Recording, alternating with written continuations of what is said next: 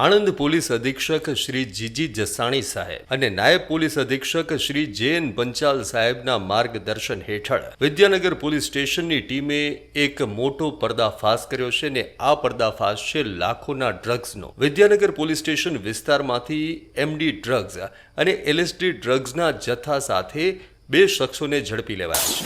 આ બંને શખ્સો પાસેથી મળી આવ્યું છે 63,85,700ની કિંમતનું ડ્રગ્સ। આ કાંડમાં પરવેઝ હકીમ સૈયદને ઝડપી લેવાયો છે, જ્યારે બીજો શખ્સ છે મોસીન ખાન સિરાજ ખાન પઠાણ। આ બંને શખ્સો પાસેથી એમ્ફેટામાઇન એટલે કે એમડી ડ્રગ્સ જેનું વજન છે 5.36 ગ્રામ, જ્યારે એલએસડી ડ્રગ્સ જે 250 મિલીગ્રામ મળ્યું છે, જેની કિંમત થાય છે 62,50,000।